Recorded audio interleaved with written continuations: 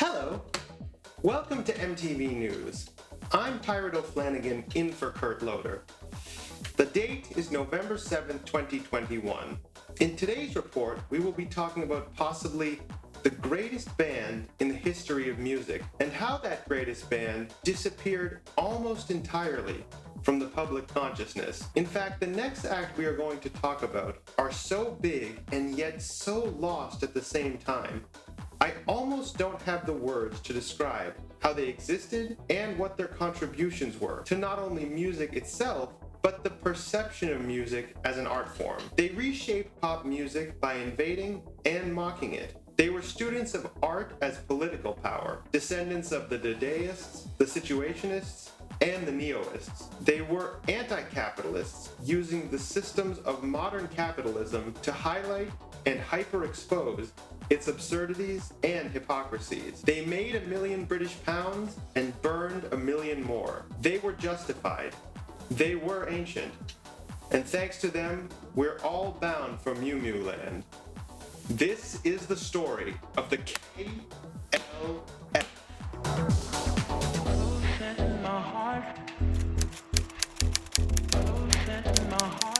Now the thing about the KLF is, it is in fact many things. In one sense, the KLF is a psychedelic hip house music duo formed by Bill Drummond and Jimmy Cauty in 1987. In another sense, the KLF is not tangible, but rather is an idea. The KLF is a dialectic between music and its relationship to the music industry. You could call the KLF a sort of ever-present musical commentary, floating just outside the inner sanctum of the music industry, occasionally intruding and breaking the supposed fourth wall between absurdity, parody, and reality. And in an even other sense, the KLF is an ideology, radical anti-capitalism, using the rails and systems of bourgeoisie culture to invade, subvert, and ultimately expose the hypocrisy and insanity Marx spoke of living in late-stage neoliberal capitalist societies. So yes, the KLF is all these things. To begin with, though, let's start with its tangible form, that of hip house duo Bill Drummond and Jimmy Cauty. The history of the KLF, like all aspects of the KLF, is obscure, confusing, and always somewhat ambiguous, but I will do my best here at MTV News to give you the clearest rundown of their origins that I can. The KLF was formed in 1987 by Bill Drummond, a former WEA record exec, and Jimmy Cauty, a member of the band Brilliant. For a number of years, Bill Drummond worked with every ounce of sweat he could to set up Brilliant and Jimmy for commercial success. However, when the key moment came and their debut album was released, they were unable to fulfill those hopes of stardom, and the album flopped. It was in this moment that a snap of pure clarity came over Bill Drummond. The music industry was fake, all of life was an illusion, and if you're going to do something, do it with full force and without regard for convention. It was with this, at the age of 33 1/3, as he called it, a reference to vinyl revolutions per minute, that he quit his lucrative job at WEA Records and recruited Jimmy Cauty from Brilliant to venture out with him in a musical journey that would upset all conventions of the 1980s. When Drummond and Cauty set out to assault and infiltrate the pop music sphere, they deliberately did so due to their mutual disdain of much of the music that was being made at the time. Both having punk and working class roots, Drummond was a member of the short-lived punk band Big in Japan. He also had worked as a carpenter for the staging of the Illuminatus Trilogy in Liverpool. Remember this book, it will become important later. They were suspicious of pop music machinations and loathed the mediocre personalities the industry often elevated to the fore. And again, this being the golden age of Stock Aitken Waterman in the UK, this frustration was understandable. However, while Drummond and Cauty wanted to assault the music industry with a punk attitude, they had no intention to do so with a punk sound. Both of these guys had been around the scene in the late 70s, and while said scene had made a lot of noise, upset a lot of pensioners, and upturned some aspects of the British order of the day, ultimately, many of the bands at the time had failed to make a significant impact on mainstream consciousness, and those that stuck around were absorbed into a much more commercialized version of new wave music. And the idea of subversion of cultural norms swiftly left the conversation. However, the idea of adopting the trappings of commercial pop genres of the day and slowly weaving their way into the inner sanctum of pop music and then blowing it up seemed to both Drummond and Cauty a far more subversive and subtle act than thrashing about with loud guitars on the outskirts. And so the KLF was formed. Well, actually no they weren't. The Justified Ancient of Mew Mew were formed. Now, this is where I need to do a brief aside. While I will be referring to the general musical movements of Drummond and Cauty as the KLF, throughout their career, they released music under many names, but because these different name groups were generally in line with the ideology perpetrated by the greater movement known as the KLF, they will all be referred to as such. Drummond and Cauty released their first release under the name The Justified Ancients of Mew Mew, or The Jams. The release in question was entitled 1987, or as it was known on the street, What the Fuck is Going On?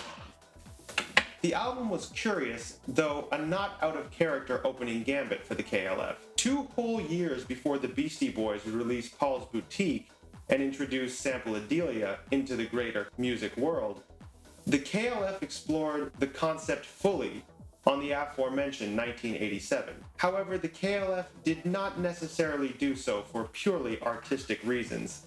The overt plagiarism from everyone from the Beatles to ABBA was a deliberate political and ideological statement, declaring that pop music was moribund and the rules of how it operated needed to be burst open. A 1987 review from the British magazine Melody Maker stated, "The Mew Mews openly and proudly admit to stealing everything, taking plagiarism to its absurd conclusion. And this was just the beginning of the chaos that would ensue with the release of 1987. Remember, the record 1987 was released in the year 1987. Sampling law was not what it is today, and ABBA promptly sued the KLF, demanding that all copies of 1987 be withdrawn and destroyed. This sounds absurd, but remember, different era. Drummond and Cauty initially resisted before finally relenting in order to avoid a hefty lawsuit. However, before the album was withdrawn, the group managed to release the single All You Need Is Love 106 BPM. The 106 was to differentiate it from the Beatles single All You Need Is Love, which of course the KLF did not rip off at all. However, in true KLF fashion, this single was not just any single release. Nowadays, with digital distribution disrupting the traditional release rollout, numerous different artists have taken as many different paths to get their work out to the public, with as much fanfare as possible. Whether it is Beyoncé dropping the self-titled album out of nowhere, or Björk releasing Biophilia with an accompanying app and interactive apparatus, viral marketing is essential to any artist looking to make a splash today. The KLF were way ahead of the game in this regard. Almost always, the KLF never went through the traditional route of promotion and often used graffiti or defacement of official announcements for their music to draw even further attention and increase curiosity around this strange, obscure, independent music duo. And that is exactly how the promotion for All You Need Is Love 106 BPM played out. The song, which was a leftist, pro-safe sex, pro-gay anthem, condemned the British media and government for their appalling handling of the AIDS crisis and purposeful ignorance of the suffering of the gay community around the world. In order to best promote this, in guerrilla fashion, The KLF distributed images of British police chief James Anderton, who had made notoriously homophobic comments regarding the AIDS crisis, with his image crossed out and defaced with the words, "Shag, shag, shag." This, coupled with unauthorized Beatles and Samantha Fox samples, contributed to the single gaining far more recognition than it otherwise would have, had the KLF played it safe. But alas, despite this boldness, this was again, I must emphasize, the pre-digital music industry. And the 1987 album, due to its flagrant copyright abuse, which even 30 years later, I wholeheartedly endorse, was never able to get off the ground outside of a few music aficionados and was ultimately, mostly, destroyed due to that court order instigated by the notorious ABBA. One additional release followed in 1988 entitled Who Killed the Jams, again released under the Justified Ancients of Mew Mew moniker. While the album was not a supernova impact of absurdity and proud plagiarism as their first album, it did continue the momentum built from their splash a year earlier. Also, there was one crucial element that would become even more essential a year later. The featuring of Cauty's Police Ford Galaxy on the cover would prove to be vitally important to the next vagabond path the KLF would take in the following months. After 2 albums as the Jams, Cauty and Drummond decided to retire the name and pursue a different sonic direction. While the sampledelic hip-hop based music they made on their first 2 albums would go on to be influential in time, at the moment, Drummond and Cauty's full-on infiltration of pop music was not quite at the critical mass that they wanted circa 1989. So they switched gears and tried something very, very strange. Drummond had been noticing the rising popularity of the rave scene, and specifically house music, that was happening in the UK. He thought it best to incorporate this new trend into the KLF's distinctly absurdist approach. And why not give it a distinctly British twist? Drummond stated, "We were going to make a dance record, a house record, using the Doctor Who theme tune." However, as they began to work on the self-proclaimed novelty record, Drummond began noticing that the rhythmic structure of house music was not quite gelling with the Doctor Who theme song. That is until Jimmy Cauty began programming a more shuffling early 70s glam rock stomper beat. Then an epiphany happened, with Drummond further stating, "Jimmy had been working on some rhythms for it, and he played it for me in the car when we were driving down to the studio. And I said, that's a glitter beat. We can't have a glitter beat on a house record. That won't work at all." But by the 3rd day of working on it, we realized we'd got a #1 single. In 1988, the KLF, now going by the moniker of the Timelords, recorded and released Doctor in the TARDIS, which, amazingly, contained a mashup of Sweet's Blockbuster, Gary Glitter's Rock and Roll Part 2, and the aforementioned Doctor Who opening theme. And amazingly enough, considering their indie, outsider, abrasive status they had embraced just months earlier, the song became a #1 hit in the UK charts. To say this was absurdism at its best would definitely be an understatement. When the KLF appeared at the top of the pops, they appeared dressed in long robes and flowy garments, with a literal TARDIS floating around the stage, and a mock Ford Galaxy behind them singing along.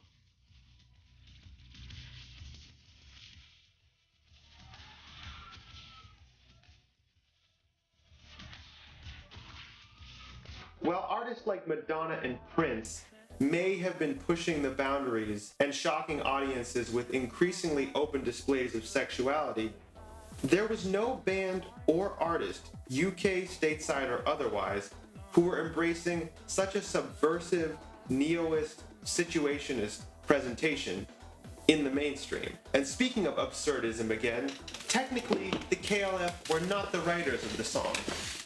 Well, they were, but in all public appearances, they credited a car.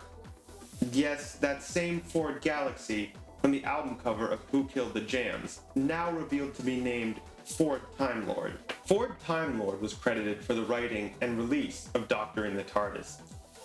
In fact, Ford even appeared on British TV to reinforce the point that he was the rightful author of the song storming up the British singles charts. Now we've had glam rock, hard rock and lovers rock, but now meet car rock.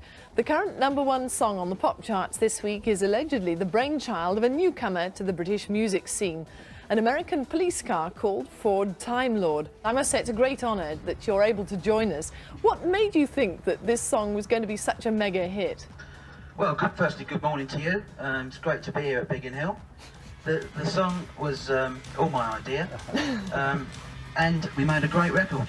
Furthering their credentials as Fluxus-style disruptors, the KLF published what they deemed the manual, a step-by-step guide for anybody, musician or not, to have a #1 single on the UK charts. Herein, they lay out the process for how Doctor in the TARDIS was written, what elements made it a hit, and how you could replicate it yourself. In fact, there is at least one known group, Edelweiss, from Sweden, ironically, who followed the instructions set forth by the manual and managed to achieve a #1 hit in their native country. Now, the pop music infiltration the KLF had been attempting for 2 years prior was starting to finally come into line with their objectives. They had a #1 hit on the chart, the attention they wanted, and now came time for the subversion.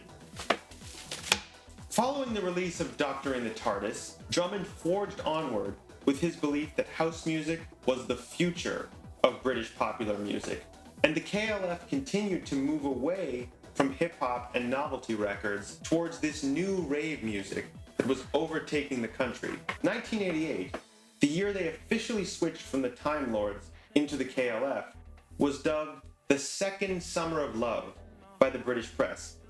Rave culture picked up where acid rock had left off in the late 1960s.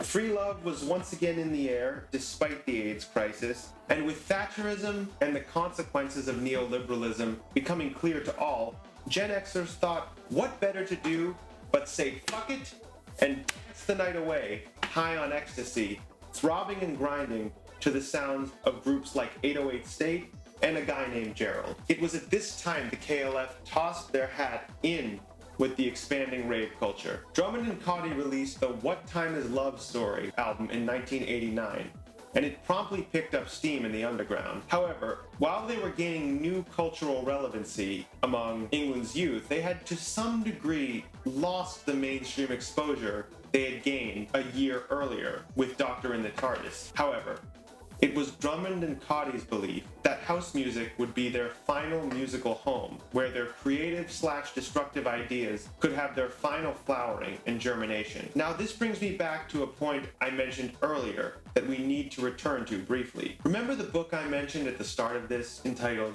The Illuminatus Trilogy? Well, this is when Drummond and Cauty really decided to put the principles and philosophy of this book into actual practice. Now, first of all, the book is a mammoth tome, and going over its entirety here in this video would be a very complex detour, though perhaps in a further segment, I, Pirate O'Flanagan, shall go over it further. But if I could sum it up as succinctly as possible, the book basically functions as a satirical, somewhat joyously nihilistic take on modern existence in a post-Enlightenment society. Nietzschean ideas of perspectivism, i.e. a loss of a universal shared reality, satire of, as well as genuine belief in, various conspiracy theories, explorations of alternative sexualities, including homosexuality, BDSM, and forms of non-hetero-monogamous relationships, all conspire together to explain a general ideology of Discordianism. Again, going into an entire philosophical lecture here in this MTV News segment on the KLF might be a bit much, but Discordianism basically is saying all of existence is absurd, and if absurdity is the rule of the day, then let us all be as absurd as possible to expose that in order to hopefully reach a higher truth through all the confusion and chaos. Order and disorder are considered equally absurd, and an objective reality is not thought to exist. Again, this ties back to our old mustachioed friend Nietzsche, but that is a conversation for a separate video. The point of re-explaining the principles of this strange, obscure book is that this is when the KLF really began to fully incorporate these principal beliefs, especially lack of belief in an objective reality, into their music and appearance. And the aforementioned release of the What Time Is Love Story album was just the beginning. Now, the normal course for a musical act after releasing a successful underground dance record like What Time Is Love would be to release further material and build up on the track's success. But in true KLF fashion, they did not do this. In fact, they just kept re-releasing What Time Is Love again and again and again. New versions of the same song kept being recorded and released to the underground club scene, confounding but ultimately exciting audiences. In further Discordian fashion, it also became unclear if these remixes were in fact from other DJs and artists, or were just simply the KLF themselves falsely attributing the remixes to others while continuing to flood the market with the same song over and over and over again. See how something like this could only be possible if you were a student of the Illuminatus Trilogy? This approach was continued throughout 1989, and the singles 3 AM Eternal and Last Train to Trans Central were released in initial 12-inch house music heavy forms before being remixed and re-released in more pop-friendly forms to further blanket the entirety of the underground and the mainstream with KLF music. It was through this inadvertent modifying of house music for the pop charts that the KLF accidentally created what many critics at the time called stadium house, a tag they quickly embraced and built upon to expand their audience.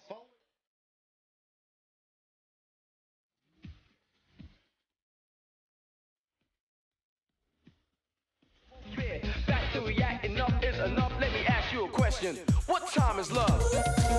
What time is love? What time is love? Following the success of the aforementioned underground house records, the KLF became more confident in their ability to fully cross over into the mainstream and began work on what would become their magnum opus, The White Room. Now, The White Room did end up becoming an album, and their best album, might I add, but it initially started off as a multimedia project that was intended to include a road movie a la Easy Rider or Midnight Cowboy, with said accompanying album as its soundtrack. Confident in their abilities, the KLF released the single Kylie Said to Jason in 1989, intending for the profits from the massive sales of that single to fund the production of the film. Unfortunately, even for the KLF, reality cannot always be manipulated to one's will, and the single failed to sell well. The public wasn't quite on board yet for the Stock Aitken Waterman backlash that would ensue a few years later.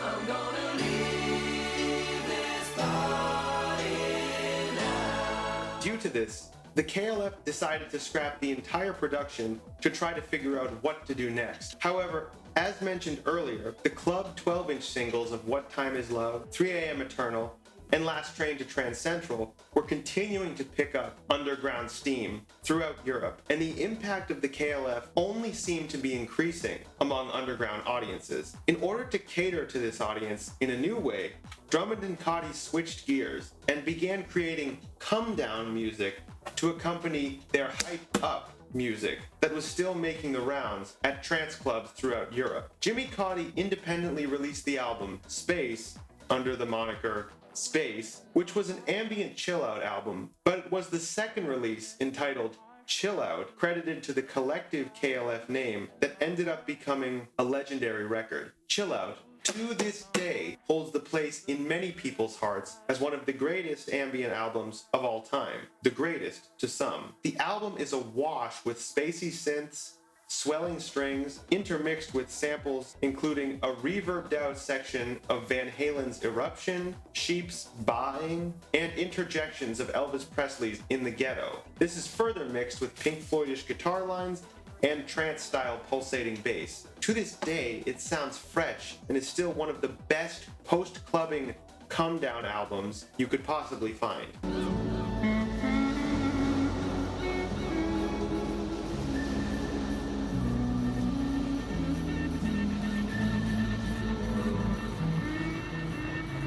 Though not remotely in their more well-known style, the popularity of chill out took the KLF by surprise and reinvigorated their sense of purpose, giving them confidence to recommence work on the previously scrapped White Room project. Leading up to the release of the White Room, the KLF released further iterations of their famous trance singles, assisted by rapped verses and soulful vocals provided by the likes of legendary singer P.P. Arnold. This honing in on the stadium house sound turned out to be perfectly timed, as the release of 3 AM Eternal, live at the SSL, and What Time Is Love coincided with the rising popularity of groups like C Music Factory and Snap, and the KLF ended up fitting in perfectly with the trends of the time.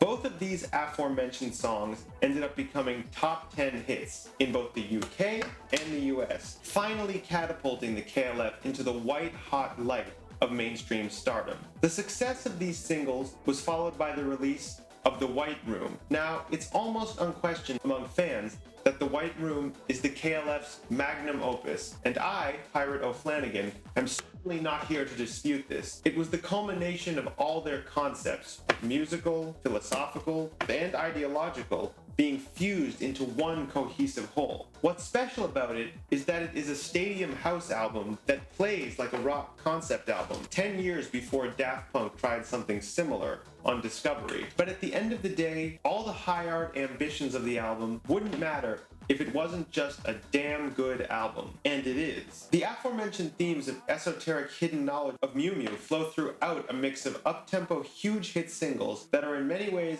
the cornerstone of the KLF: 3 AM, Last Train to Trans Central, What Time Is Love, Justified and Ancient, mixed with cool-off tracks in between such as Make It Rain and No More Tears, which groove along subtly and are a kind of microcosm of what a good DJ set would have been like at a rave. Except this was an album, the greatest house album ever to some. Absurdity and mass popularity combined. Now, as if the entirety of the KLF's mainstream presence wasn't odd enough, already there were a few guest artists on The White Room who really turned everyone's heads in 1991. And to this day, the contrast between the KLF's music and these respective artists still create such a jarring but fascinating juxtaposition. The first is Tammy Wynette. Yes, that's right, that Tammy Wynette. Stand by your man, Tammy Wynette? You know, I'm not sitting here as some little woman standing by my man like Tammy Wynette. Tammy Wynette, who was at this point the age of 49 years young, certainly not old by any stretch, but often, for musicians, a point in life where musical risk-taking is usually over. Not for Tammy. When Drummond presented the idea of how her vocals would fit on Justified and Ancient, she gladly accepted the concept, and Drummond flew to Nashville to track her vocals to a basic piano scratch track. The end product of hearing her very much countrified vocals reciting concepts from the Illuminatus Trilogy over a stadium house groove and a not-so-subtle Jimi Hendrix sample is truly the definition of multicolor music. They're justified.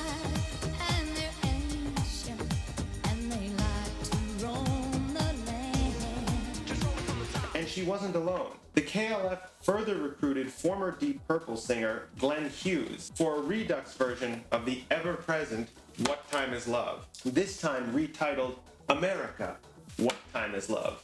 Just as Tammy Wynette's vocals contrasted heavily with the surrounding psychedelic house trappings, so does Glenn Hughes' 70s rocker Wail contrast radically and perfectly with the frenetic four-on-the-floor house trance production of America, What Time.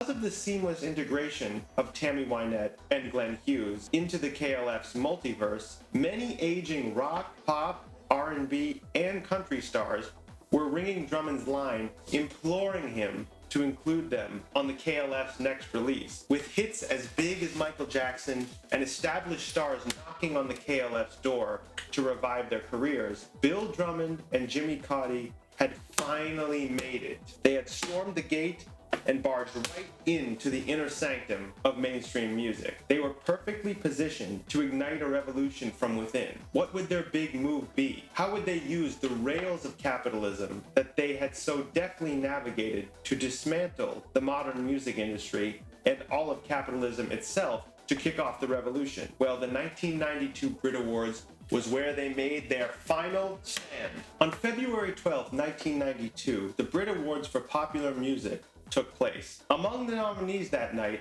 were the KLF. In fact, they were among the most nominated groups for the night. Nominated for Best British Group, Best British Song, and Best British Video, among others. Now, the Brit Awards, like the Grammys, the AMAs, the BMAs, and the Billboard Awards feature performances, mostly from the artists nominated that night. So the KLF being nominated multiple times were in the slated lineup of performances for the night. Nothing out of the ordinary. And of course, the audience could look forward to a bright, house music, psychedelic, lively performance. Right? Right? Right? Well, not exactly. Remember when I said the Brit Awards would be the opening salvo on the KLF's attack on the music industry? Well, this performance of 3 AM Eternal is why. Instead of performing an accurate to-the-record performance of 3 AM, Drummond instead decided to waltz on stage in a trench coat, chomping on a cigar, no bright colors or R&B backup singers here, people. Instead, Drummond was joined by the band Extreme Noise Terror. Now, when I tell you this is absolutely the most harsh noise band to ever play at a major corporate award show, I mean it. Extreme Noise Terror were not just some edgy punk band with a bit of grungy vocals. They were straight grindcore and death metal. In other words, there was no other way other than a ludicrously successful mainstream artist demanding their presence on the stage that a band like Extreme Noise Terror would have ever appeared in this context. In addition to barking out the lyrics to 3 AM Eternal in such a way that the song became almost unrecognizable, at the end of the performance, Drummond took the truly radical step of hoisting up a semi-automatic rifle and firing a series of blanks into the crowd, frightening and stunning the elite of the British music industry, some of whom Drummond had worked with a decade prior.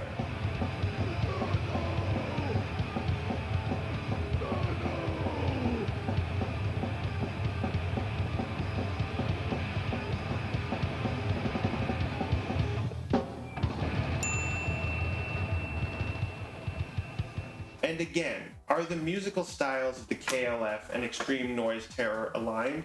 No. But when you look at this not from a musical perspective, but from an ideological one, the idea of the KLF and Extreme Noise Terror performing together makes perfect sense. The KLF were finally in the halls of power and had fired the opening shot, literally, at the musical bourgeoisie. And after their performance, one presenter at the Brit Awards declared the KLF had left the music business.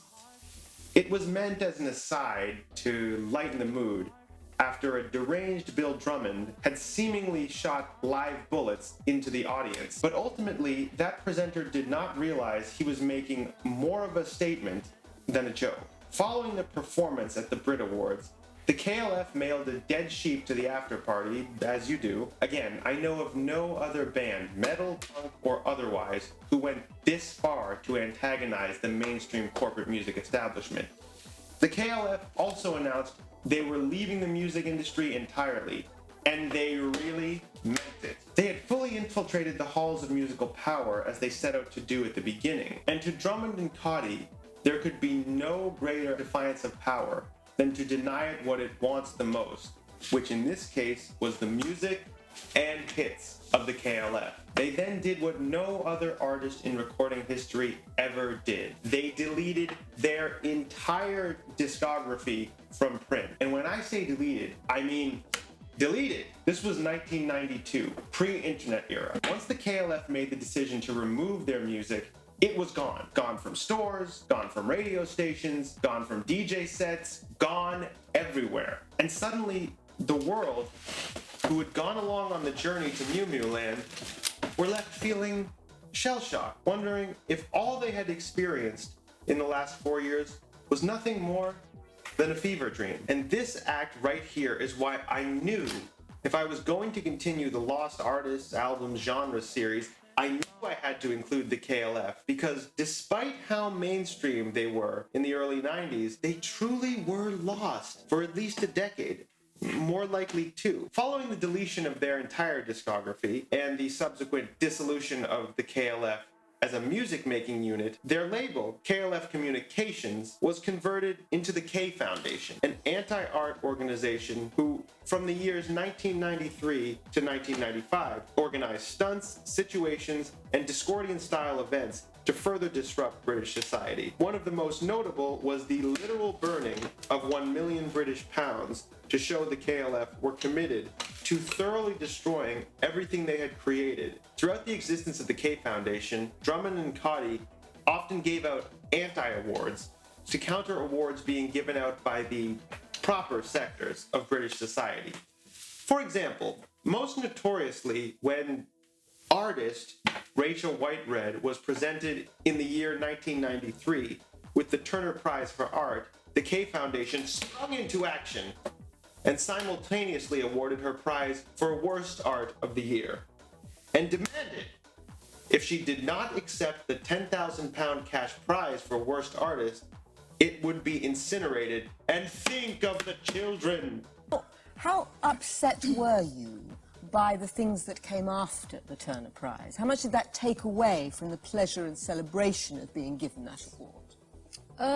Well, actually, I knew before anything else that I'd been awarded the K Foundation Award, and this happened yesterday afternoon, and I was basically blackmailed by the K Foundation to take the money, otherwise I would be letting £40,000 be burnt, and it would be, you know, on my back. So what I decided to do after discussing it with solicitors and various other people was to say that I would accept the money, and then I had a statement prepared to say that I was immediately going to give the money away again.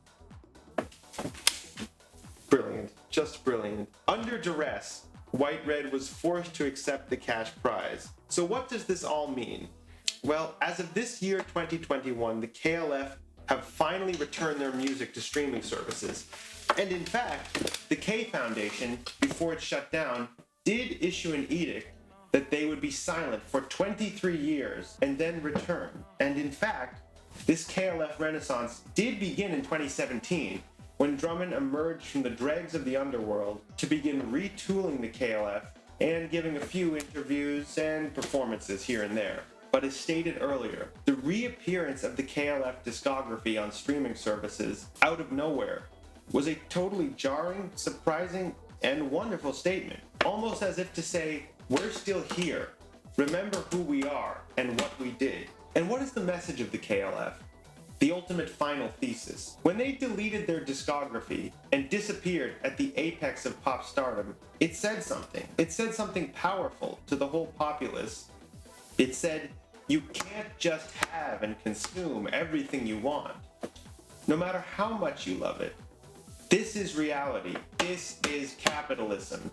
This gift of pop music we gave you, realize now, it is all part of a grand illusion. We infiltrated to blow it up, to tell you to open your eyes, be free. Now that we have taken it away, do you see now? Are you awake? And the fact that the music is back for consumption does nothing to undermine that core message that was heard around the world in 1992. It simply serves as a reminder of what the KLF represented, and to remind us the journey we began with them all those years ago is far from over, and we still have a long way to go. So hop on board, because here we go. All bound for Mew Mew Land, a land where time is eternal. And that is why the KLF should no longer be, and no longer is, lost.